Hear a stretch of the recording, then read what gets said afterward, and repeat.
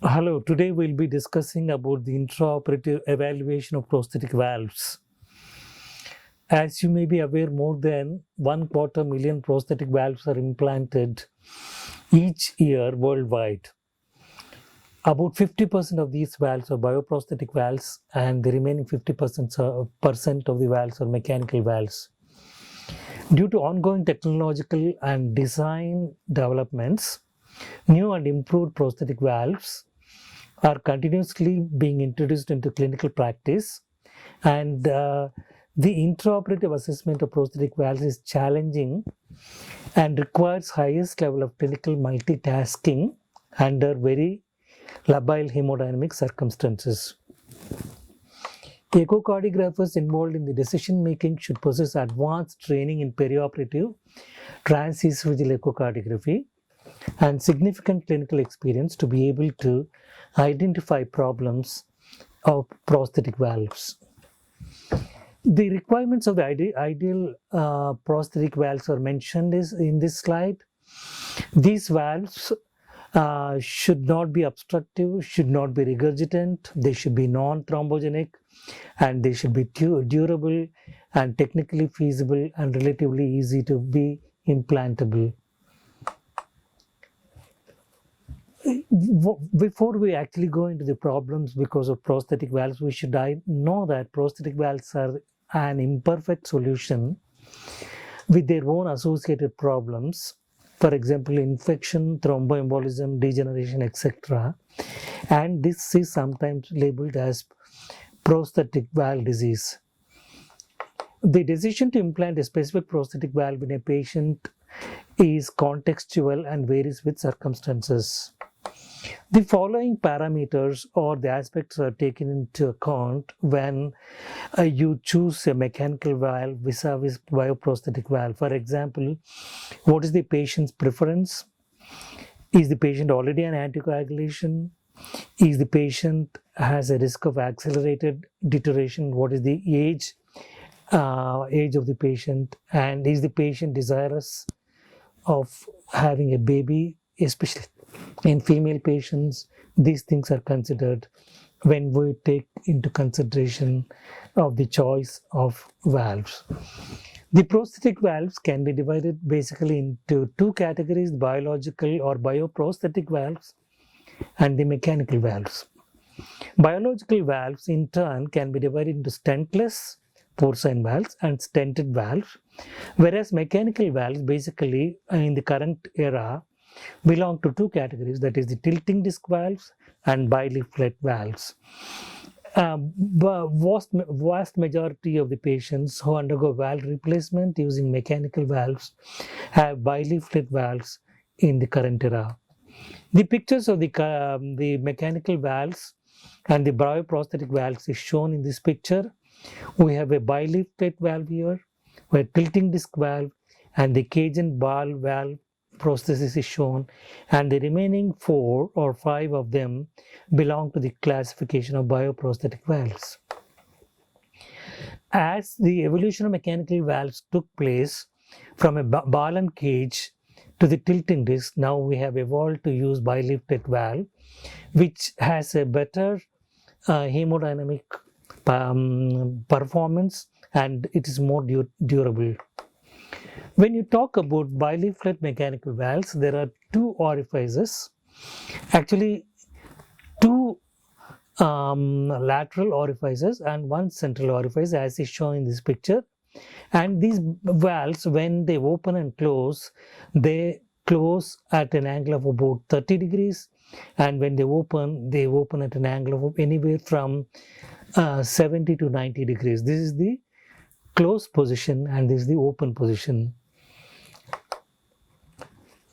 When these valves close, there may be two types of regurgitation. One is the closing volume, which is the volume of blood that is pushed into the proximal chamber due to the movement of the valve leaflets, and the leaking valve volume, which is the volume of blood used to prevent stasis and thrombosis on the leaflet surfaces when the leaflets are closed. How do we evaluate these valves? The echocardiographic evaluation of prosthetic valves should include recording or the knowledge of the clinical data, what was the type of valve, what is the size of valve, which position was used, and date of valve, what is the heart rate and blood pressure at the time of echocardiography, what is the body surface area, symptomatology, and whether the patient is compliant with anticoagulants. Coming to the echocardiography proper, the first parameter is to look at the morphology, the disc morphology or leaflet morphology in case of bioprosthetic valves, and mobility of the valves. How is the sieving ring? And then color flow interrogation, is there any paravalvular leak or the central leak? And then the Doppler evaluation, which includes peak and mean gradient. What is the effective orifice area, usually calculated using the continuity equation? Continuous wave Doppler profile and timing of the peak velocity. What is the pressure half time, especially for mitral valves, and the Doppler velocity index, especially in case of aortic valves. This picture shows the mechanical valves in the diastole and systole when you look at the echocardiographic pictures. This is the open position and this is a closed position of the valves, and each of the valves have their signature jets, as is shown here. In the case of bileaflet valve, you will have small jets, 2 to 3 in number, which are homogeneous and do not extend beyond the center of the left atrium in case of mitral valve. And these are the washing jets, which are considered to be physiological or normal jets. Similarly, in case of tilting disc valve, you have a jet going in the center, and is a single jet going to the center, which is a narrow which is a narrow width, and it is there is no aliasing and the velocity is not high. In case of star Edward valve, you see a central small tiny regurgitation which is of no consequence. It is normally found in these valves. When you talk about bioprosthetic valves, they look almost normal except for the fact that you will see the sieving ring on either side of the valve, on either side of the valve attachments to the annulus, and typically there is no or very minimal mitral regurgitation or aortic regurgitation depending upon the valve type we are looking at. Now we will go into the assessment of the aortic and mitral valves when you have implanted a new prosthetic valve. So these are some of the echocardiographic pictures when you are wanting to look at the aortic valve. As you are aware, we have the aortic valve short axis view, and we have the aortic valve long axis view, and you have the transgastric views here, and you can utilize these different views to look at the valve. And as you may be aware, the prosthetic valves, especially metallic valves, have a huge problem of shadowing, and you need to look at the valve in different sections or different views, and then make an assessment of the valve. This is a aortic prosthetic valve which has been implanted, and we will see what are the parameters which we look at when we look at the performance of a mechanical valve or a prosthetic valve. This shows the velocity and gradients. On the left hand of the slide, you see the normal or physiological pulse wave Doppler velocities across the left ventral outflow tract, and the continuous wave Doppler velocities across the prosthetic aortic valve. And you will see that when there is some degree of obstruction, the peak is shifted towards the right. That means that the peak is delayed, and the velocity is increased, and you have more parabolic appearance of the spectral Doppler as compared to the normal or physiological Doppler profile. This indicates some degree of obstruction. And also you may please note that the acceleration time is increased as compared to the normal or physiological condition of the valve. This is exhibited, the same thing is shown in a tabular form. The peak velocity of less than 3, mean gradient less than 20 millimeters of mercury, acceleration time less than 80 milliseconds indicate that the valve is normal, whereas peak velocity of more than 4 meters per second, mean gradient more than 35 millimeters of mercury, and the acceleration more than 100 milliseconds indicate that the valve is stenotic. And if you take the ratio of the acceleration time to ejection time, if it is greater than 0.4, it indicates again stenosis of the valve. The other parameter which we could look at is the effective orifice area.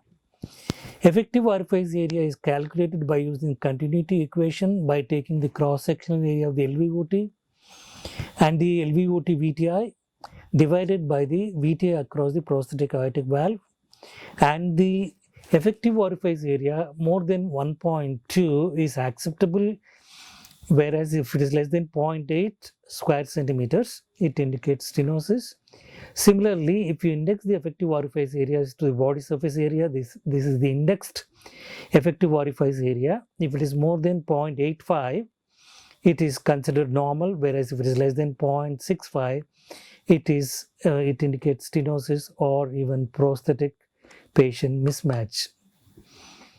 The other parameter which can be considered in patients who have aortic valve replacement is the Doppler velocity index, which is nothing but ratio of the LVOT velocity to the velocity of the aortic valve jet. If it is more than 0.3, it is considered normal, whereas if it is less than 0.25, it indicates stenosis. The caveat is that the problem with these measurements is that the flow and the pressure are interdependent, and the pressure depends upon the flow, and in patients who have low flow situations, we may not be able to assess the pressure difference across the stenotic aortic valve, and you may actually see a low pressure gradient in patients who have impaired LV function. This is the technique of looking at the Doppler velocity index. This is the LVOT velocity, and the aortic valve velocity, and the ratio will indicate the Doppler velocity index. The other phenomenon which occurs when the blood passes through the stenotic valve orifices is the pressure recovery phenomenon. As the pressure as the blood flows through the stenosed orifice, the pressure decreases, but the velocity increases, and as the velocity as the blood passes through the stenosed orifice, the pressure recovery occurs, and this may give rise to a misleading pressure gradient when you are using continuous wave Doppler across the stenotic orifice. This shows the pressure recovery in bileaflet mechanical valves.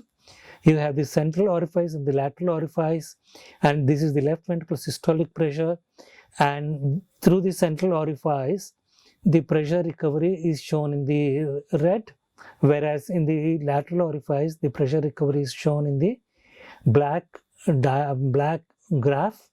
And this may especially if you are looking at the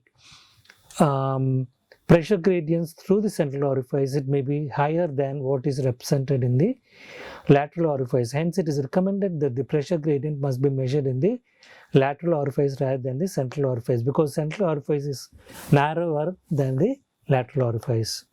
So, the evaluation of prosthetic aortic valve begins with the measurement of the jet velocity, and if the jet velocity is greater than 3 meters per second, which may be indicative of some degree of obstruction, we have to look at the acceleration time, and if the acceleration time is less than 100 milliseconds and the shape of the spectral Doppler is triangular with early peaking, it shows that it's a normal prosthetic aortic valve, vis-a-vis if the Doppler velocity index is greater than 0.3 and the aortic the acceleration time is greater than 100 milliseconds, you might have to consider prosthetic aortic valve stenosis with subvalvular narrowing or underestimated gradient or improper LVOT velocity. Whereas if the Doppler velocity index is less than 0.25 and the acceleration time is greater than 100 milliseconds, it suggests prosthetic aortic valve stenosis. So coming to the normal reference values for the effective orifice area using aortic prosthesis, you can see that in the bioprosthetic valves, Carpenter Edwards Magna has the best effective orifice area, and in the mechanical valves, you have the St. Jude's and Onyx valves have the best effective orifice area. And this is again shown in this slide. As of now, the Onyx valve probably has one of the best effective orifice area for a given size of the mechanical valve. So if you get a high gradient, compare the measured effective orifice area to the reference value, and if the measured effective orifice area is similar to the reference effective orifice area, calculate the indexed effective orifice area, and if it is less than 0.65, consider severe patient prosthetic mismatch, and if it is more than 0.85, you have to look at the Doppler velocity index, and if it is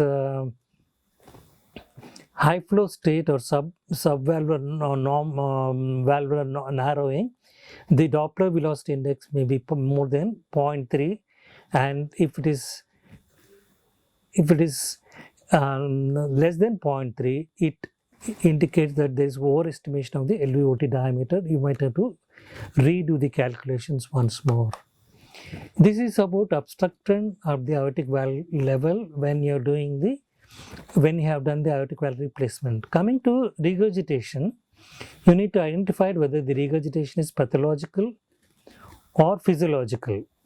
So again, you look at the 4-chamber view, the aortic valve short axis view, aortic valve long axis view, and the deep transgastric view, and you can see that there is a paravalvular leak at this point, and this needs to be further evaluated, and the pathological regurgitation is considered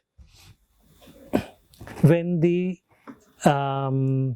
mechanical valve structure and motion is abnormal, LV size is dilated, and the jet width in central jets expressed as percentage of LVOT diameter more than 65%. Jet density when you do the continuous wave Doppler more than is density is when you do the color wave Doppler is dense. Jet deceleration rate, that is the pressure half time, is less than 200. Left ventral outflow tract versus pulmonary flow pulse wave Doppler greatly increased. Diastolic flow reversal in the descending aorta using pulse wave Doppler is prominent, and if there is hollow diastolic reversal, and Doppler parameters like regurgitant volume more than 60 ml per beat, regurgitant fraction more than 50% indicate severe aortic regurgitation.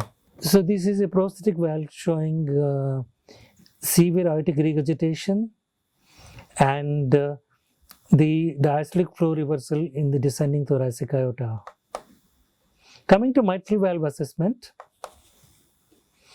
this is the transthoracic picture vis-a-vis transesophageal picture. There's a in the long axis view of the left ventricle, you are seeing a huge regurgitant jet, and in the and you see dehiscence here, so leading to severe regurgitation.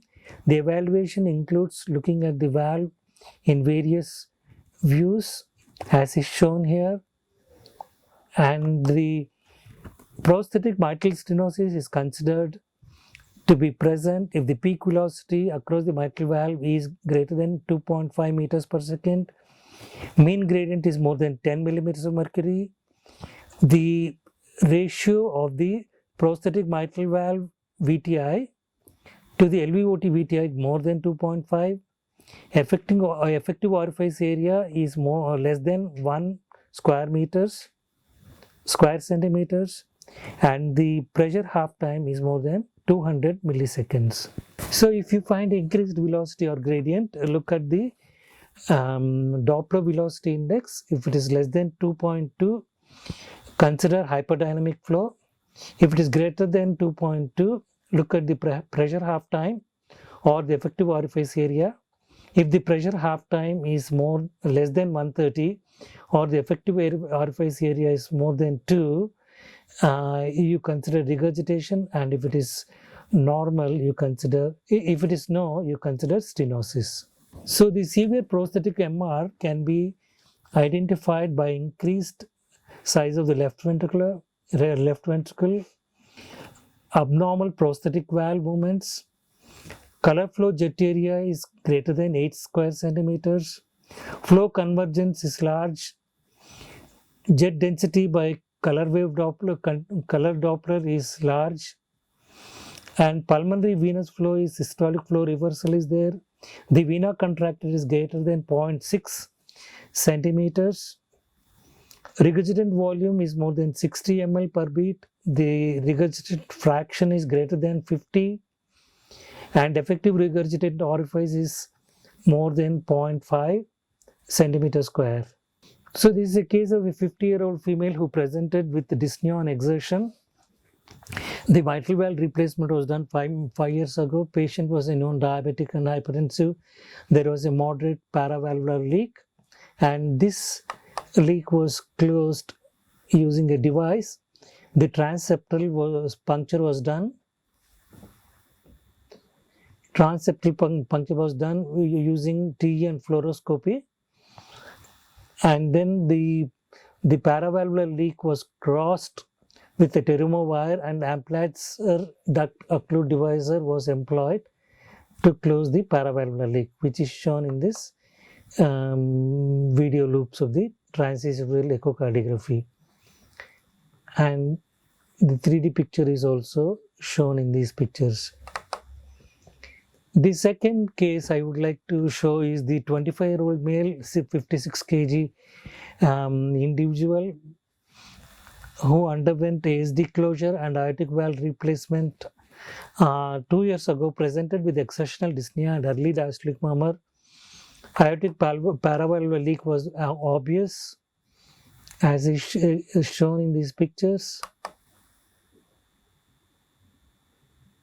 This is the paravalvular leak, very close to the upper end of the interventricular septum, and this was also device closed using 6 mm Amplatzer device, causing disappearance of this is the device being deployed, and there is no more paravalvular leak at the end of the procedure. This is again shown in the 3D picture. The next case is that of a 58-year-old male who underwent CABG and mitral valve replacement about 6 years ago. Patient presented with breathlessness on exertion increased, and there was increased pressure gradient across the bioprosthetic mitral valve, and there was some healed vegetations. And this patient underwent percutaneous valve-in-valve procedures with satisfactory results. This is the degenerated mitral valve after prosthetic valve replacement and the valve in valve procedure done with satisfactory outcome. And this is a patient who had a stuck mitral valve,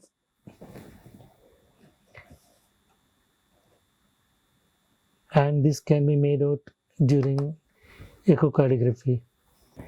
So in the last few 20 minutes or so, we have looked into the various valves available, what is the pathological features, and how do you look at the echocardiographic pictures and then decide whether the valve is normal or abnormal. Thank you very much.